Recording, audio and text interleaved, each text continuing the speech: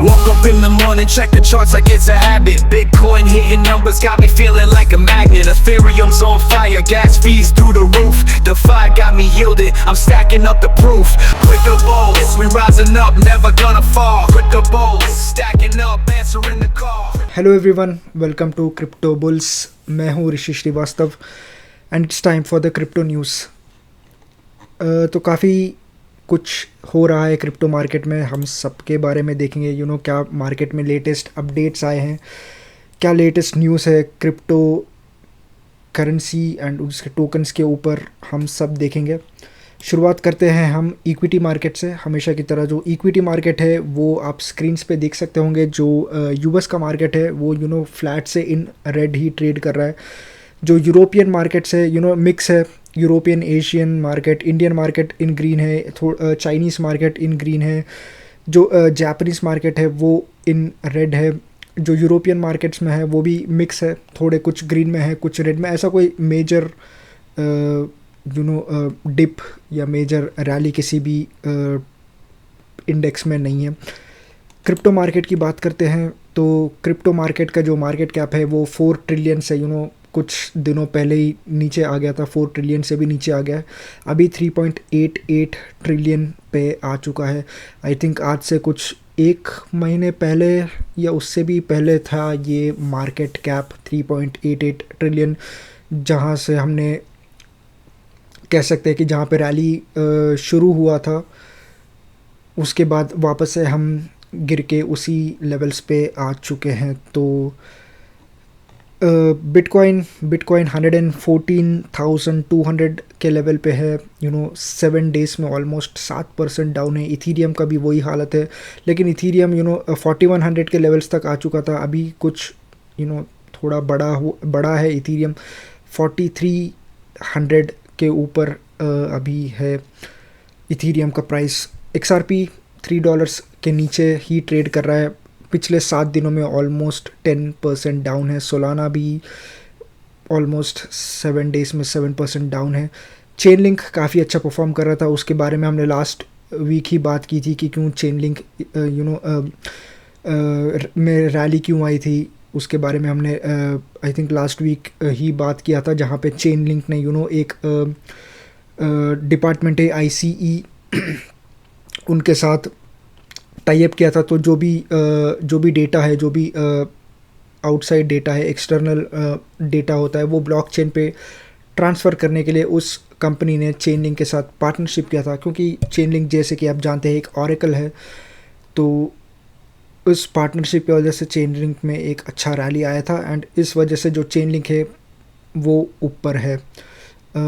लेकिन बाकी सारे कॉइन्स मेजरली इन रेड ही है। ऐसा कोई कॉइन नहीं है जिसमें पिछले 1-2 दिनों के अंदर अच्छा खासा रैली आया है, एक्सेप्ट फॉर OKB। क्योंकि OKB ने आपको लास्ट टाइम भी मैंने आपको बताया था कि OKB ने अपने जो टोकन्स थे वो बंद किए थे, कुछ मर्जेस किए थे, इंटरनल मर्जेस। उन रीजंस की वजह से जो OKB है पिछले कुछ दिनों से या मोर देन अ वीक, तो 1 हफ्ते से ऑलमोस्ट जो OKB है वो काफ़ी अच्छा परफॉर्म कर रहा है। तो आज के 24 आवर्स के अंदर OKB एक है, pump.fun है, क्योंकि pump.fun वापस से वो पोजीशन रीगेन कर लिया है। क्योंकि pump.fun आप सबको पता है सोलाना पे एक kind of meme launcher platform है, जहाँ पे कोई भी बंदा, कोई भी person meme coin easily launch कर सकता है। एंड जब से bonk.fun रिलीज़ हुआ था जो कि वो भी एक सोलाना बेस्ड ही मीम कॉइन है, सोलाना पे ही वो ऑपरेट करता है, लेकिन bonk जो है, bonk इकोसिस्टम जो bonk के डेवलपर्स है उनके तरफ से ये लॉन्च किया गया था, एक उनका खुद का एक मीम लॉन्च पैड जो जिसके ऊपर जो एक्टिविटी था वो pump.fun से भी काफ़ी ज़्यादा था। तो इस वजह से bonk टोकन में भी एक अच्छा रैली आया था। तो एंड जो pump.fun का टोकन जो कि रिसेंटली लॉन्च हुआ था वो अपने ICO के प्राइस के भी नीचे गिर गया था, अभी भी उसके नीचे ही ट्रेड कर रहा है, लेकिन पिछले एक दिन में 24 आवर्स में वो ऑलमोस्ट 10% ऊपर है। एरोड्रोम फाइनेंस भी क्योंकि जो बेस है जो कॉइन बेस है, जो कि एक सेंट्रलाइज्ड एक्सचेंज है, उसने जो एरोड्रोम फाइनेंस या फिर जो एरोड्रोम जो कि बेसिकली एक डेक्स के जैसे काम करता है, बेसिकली एक लिक्विडिटी प्रोवाइड कराता है टू द बेस इकोसिस्टम। वो पहले क्या था कि वो एक सेपरेट एक प्लेटफॉर्म था, एरोड्रोम एंड कॉइनबेस का जो सेंट्रलाइज्ड एक्सचेंज है वो एक सेपरेट प्लेटफॉर्म है। ऑफ कोर्स क्योंकि ऑफ कोर्स जो बेस इकोसिस्टम है वो खुद कॉइनबेस ने ही लॉन्च किया है, लेकिन वो एक सेपरेट प्लेटफॉर्म था। जो अभी रिसेंटली जो है कॉइनबेस ने वो जो एरोड्रोम का जो डेक्स है वो प्लेटफॉर्म भी अपने जो सेंट्रलाइज्ड एक्सचेंज है उसके साथ मर्ज कर दिया है। तो ये कुछ रीजंस है जिस वजह से एरोड्रोम फाइनेंस में एक अच्छा रैली आया था। तो अगर हम बात करते हैं जो बिटकॉइन की डोमिनेंस की, तो बिटकॉइन का जो डोमिनेंस है वो धीरे धीरे बढ़ रहा है। 58.5 तक बढ़ चुका है। लास्ट टाइम जब मैं वीडियो बना रहा था आई थिंक 58 पे था आई गेस, मुझे भी क्लियरली याद नहीं है, लेकिन हाँ, तो बिटकॉइन का जो डोमिनेंस है वो थोड़ा बढ़ रहा है। वो एक कंसर्न हो सकता है आल्ट कॉइन्स के लिए। अगर आल्ट कॉइन्स में स्पेशली अगर इथीरियम भागना चालू करता है तो वापस से जो बिटकॉइन का डोमिनेंस है वो नीचे जा सकता है। आल्ट कॉइन्स का जो रैली, जो कि पैराबोलिक रैली जिसकी सब लोग इंतज़ार कर रहे हैं, वो फाइनली हमको देखने को मिल सकती है। बट एज ऑफ नाउ ऐसा कोई ऐसा कोई सिग्नल्स, क्लियर कट सिग्नल्स नहीं है कि हाँ हमको एक डेफिनेट रैली देखने को मिलेगी। अंटिल जो लास्ट वीक था हमको एक होप था कि हाँ अब फाइनली एक रैली शुरू हो गई है, जहाँ पे हमने इथीरियम को भागते हुए देखा, सोलाना को भागते हुए देखा, काफ़ी अदर आल्ट कॉइन्स को अच्छा खासा भागते हुए देखा। ऑफ कोर्स हाईलाइट इथीरियम ही था, जहाँ पे बिटकॉइन का डोमिनेंस भी गिर रहा था, बिटकॉइन का प्राइस भी गिर रहा था। उतना नहीं गिर रहा था, बिटकॉइन का डोमिनेंस गिर रहा था, लेकिन बिटकॉइन का जो प्राइस था वो कंसोलिडेट कर रहा था। पर इथीरियम का प्राइस जो है वो बढ़ रहा था, ऑलमोस्ट अपने ऑल टाइम हाई के आसपास चले गया था इथीरियम। लेकिन वहाँ से इथीरियम को जो शुरू हुआ था, जो सेल ऑफ शुरू हुआ था, वो जब से सेल ऑफ शुरू हुआ था आई थिंक जब बिटकॉइन ने अपना नया ऑल टाइम हाई लगाया था 124,500 का, वहाँ उसके बाद मिनट्स के अंदर ही बिटकॉइन जो है 117,000 के लेवल्स तक गिर चुका था। इथीरियम काफ़ी 4,500 के लेवल्स तक गिर चुका था। तो वो एक कंसर्न्स, क्योंकि जो पीपीआई का डेटा आया था वो जितना एक्सपेक्टेड था उससे काफ़ी बढ़ के आया था। वो एक सबसे बड़ा रीज़न था क्यों मार्केट गिरा उस दिन से।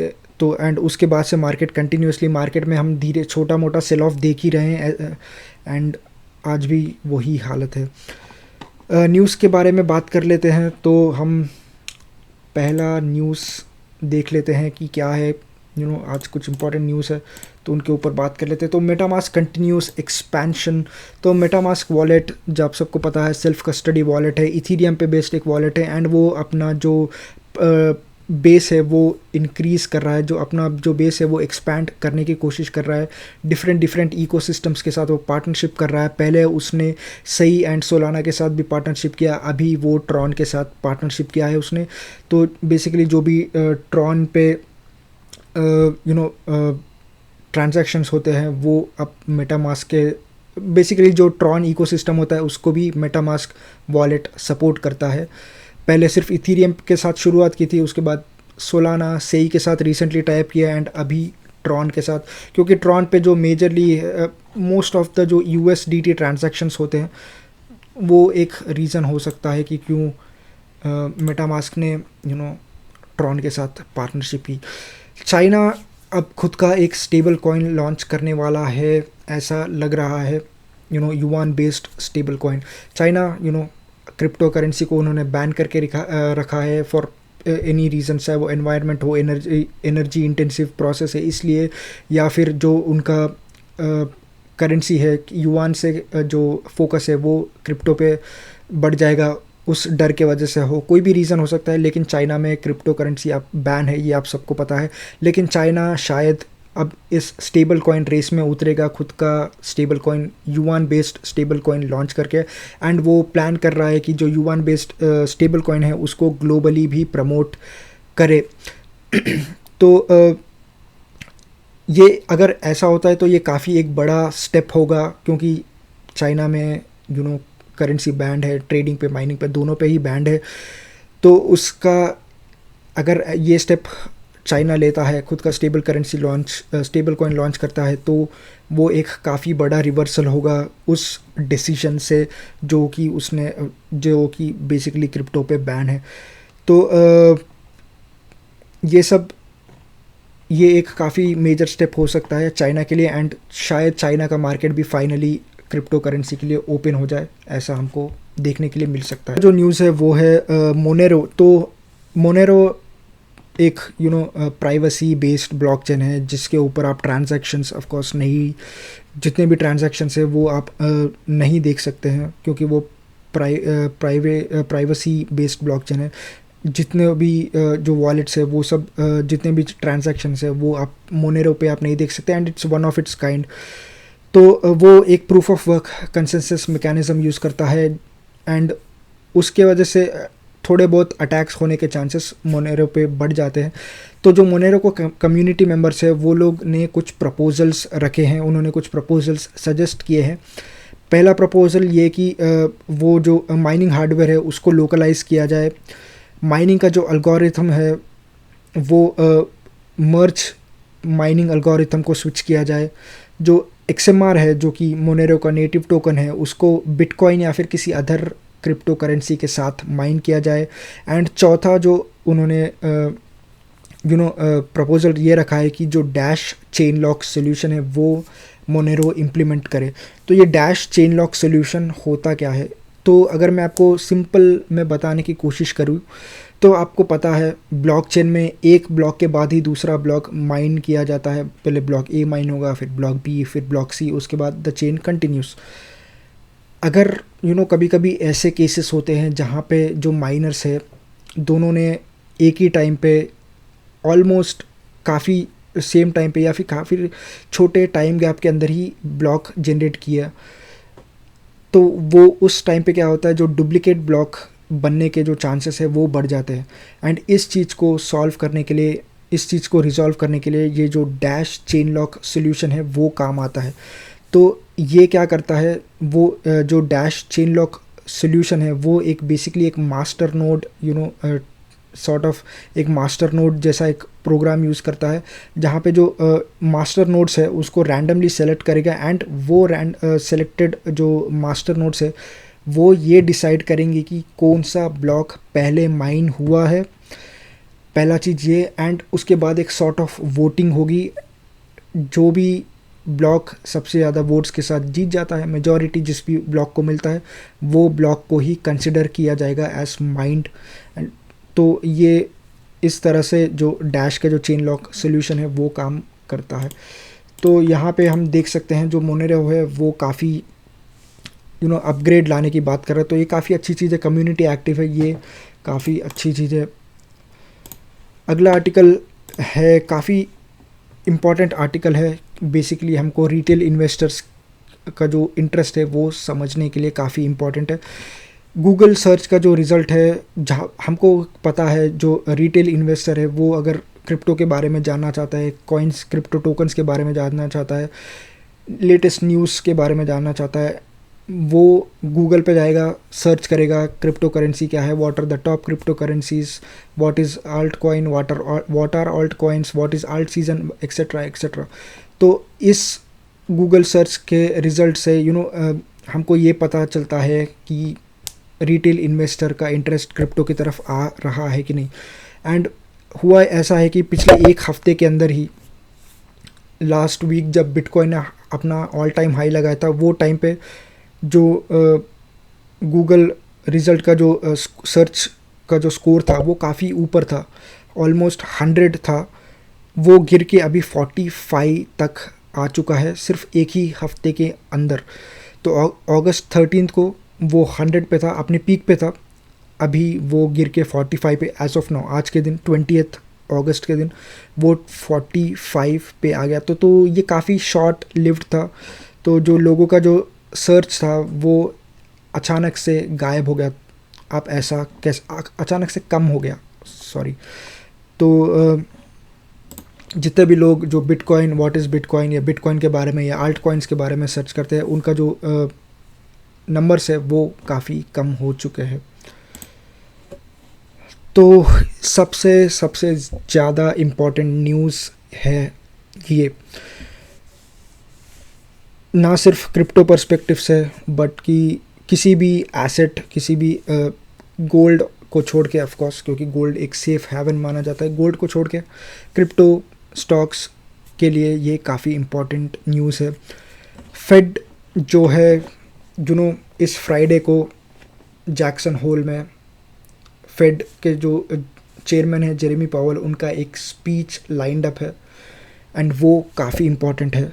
एंड जो भी ट्रेडर्स, जो भी इन्वेस्टर्स है, उनका नज़र सिर्फ इस स्पीच पे है अभी। तो अब हो ऐसा रहा है कि जो डेटा निकल के आ रहा है, जो जॉब ग्रोथ का डेटा निकल के आ रहा है, काफ़ी मैनिपुलेटेड है। हमने इसके बारे में पिछले 2-3 वीडियोस में बात की है। वो काफ़ी मैनिपुलेटेड था क्योंकि जो डेटा था वो बढ़ चढ़ के दिखाया गया था, जो कि एक्चुअली वैसा नहीं है।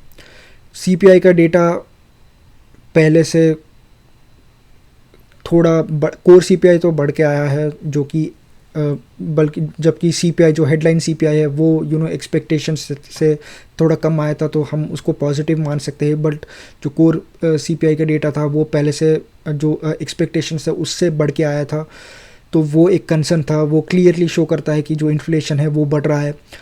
जो पीपीआई का डेटा निकल के आया था कुछ दिन कल या परसों, जो कि जुलाई का पीपीआई का डेटा है, वो 0.3, 0.2, 0.3 ऐसा एक्सपेक्ट कर रहे थे, लेकिन वो बढ़ के 0.9% आया।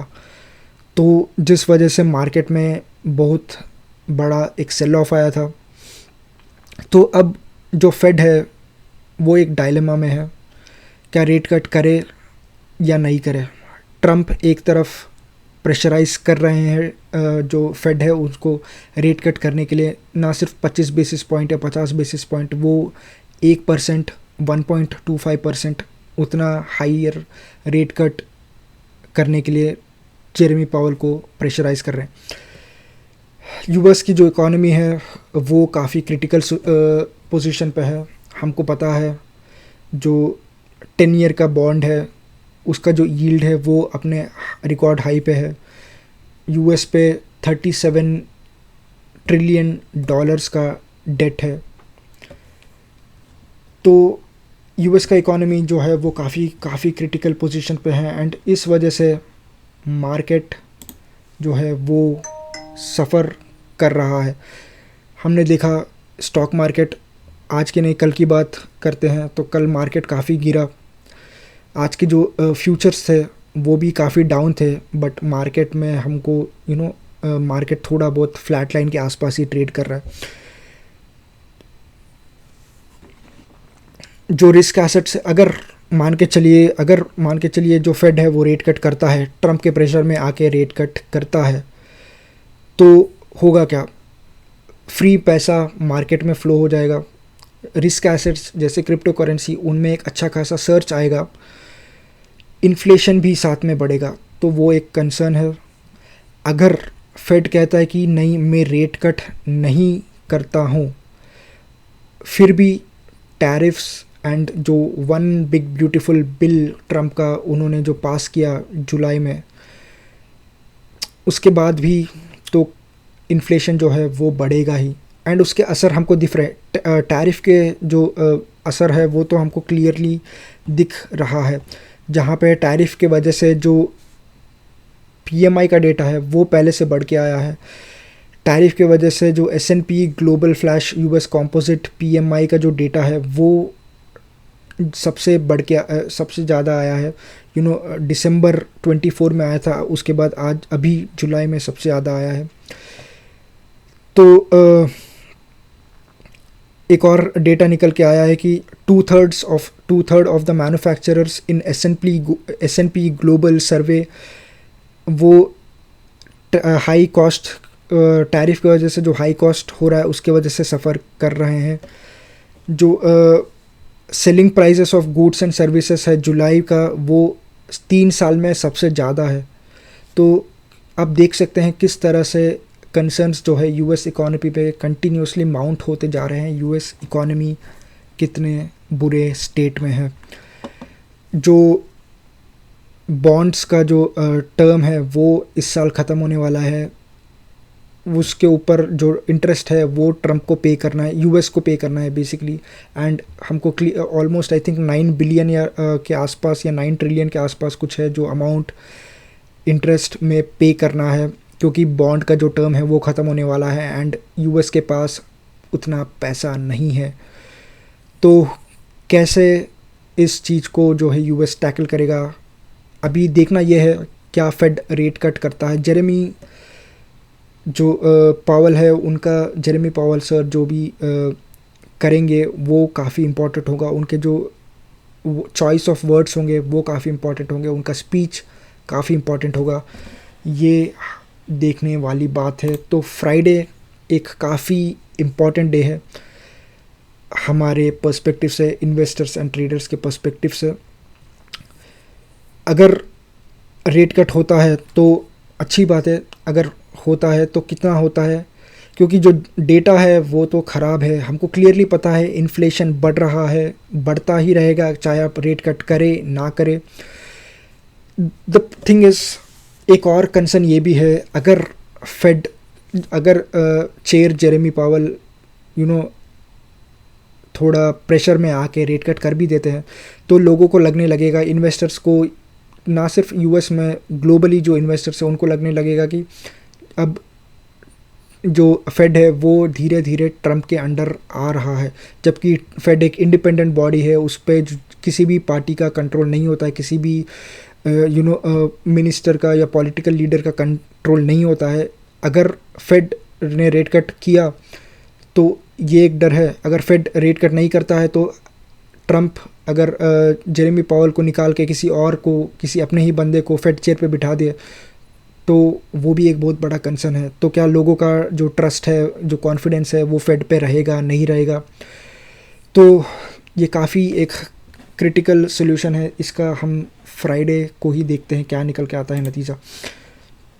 तो स्काईब्रिज कैपिटल जो है वो खुद का अब वो उनके दो फंड्स है, एक क्रिप्टो करेंसी का फंड है एंड एक क्रिप्टो प्लस इक्विटीज़ का फंड है। तो उस चीज़ को वो लोग टोकनाइज करने वाले हैं एंड उस चीज़ को almost 300 million US dollars worth का जो टोकन्स है वो टोकनाइज करेंगे, एसेट्स जो है वो टोकनाइज करेंगे एंड उसको एवलांच पे टोकनाइज किया जाएगा। तो जो एवलांच का जो टोटल टोकनाइज्ड एसेट्स है वो कुछ आई थिंक यहाँ पे 188 मिलियन है, जो कि बढ़ के 160 टाइम्स बढ़ जाएगा, ऐसा इस आर्टिकल का कहना है। तो ये काफ़ी पॉजिटिव हो सकता है एवैक्स के लिए, जो कि काफ़ी स्ट्रगल कर रहा है अपने प्राइस को मेंटेन करने के लिए। फाइनली व्योमिंग स्टेट का एक स्टेबल कॉइन जो है वो लॉन्च हो चुका है। हमने इसके बारे में काफ़ी टाइम पहले बात किया था। व्योमिंग जो स्टेट है, यूएस का स्टेट है, उसने अपने स्टेबल कॉइन लॉन्च करने के लिए काफ़ी टाइम पहले बताया था एंड फाइनली वो लॉन्च होता हुआ दिख रहा है हमको। फ्रंटियर स्टेबल कॉइन जिसका टिकर नेम होगा FRNT, वो स्टेबल कॉइन अब लॉन्च हो चुका है। पब्लिकली अभी तक लॉन्च नहीं किया गया है लेकिन लॉन्च हो चुका है एंड ये Ethereum, Solana, Arbitrum, avalanche, polygon, optimism and base in blockchains पे लाइव हो चुका है। थोड़ा बहुत रेगुलेटरी चैलेंजेस की वजह से ये अभी तक पब्लिक को अवेलेबल नहीं किया गया है, बट ये स्टेबल कॉइन जो है वो फाइनली लॉन्च हो चुका है एंड ये बैक्ड है by short duration US treasury bills and US dollars से। तो ये काफ़ी पॉजिटिव है हमारे लिए, क्योंकि फाइनली जो यूएस का कोई स्टेट है जो कि खुद का एक स्टेबल कॉइन लॉन्च कर रहा है। तो यही थे दोस्तों कुछ इंपॉर्टेंट न्यूज़, कुछ इंपॉर्टेंट अपडेट्स जो मैं आपके साथ शेयर करना चाहता था। जो मार्केट है वो कोशिश कर रहा है रिकवर करने की, देखते हैं कितना जल्द ही मार्केट रिकवर कर सकता है।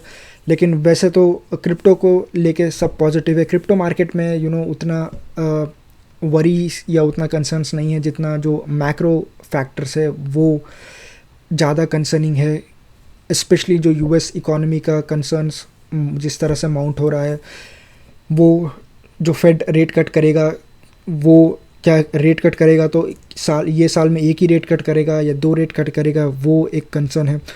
तो देखते हैं मार्केट इस चीज़ को कैसे लेता है। जब फ्राइडे को मैं वीडियो जब बनाऊंगा ऑफ कोर्स, तब हमको पता चलेगा अगर रेट कट होता है नहीं होता है, एंड मार्केट उस चीज़ पे कैसे रिएक्ट करता है, वो देखने वाली बात होगी। So until next time, bye.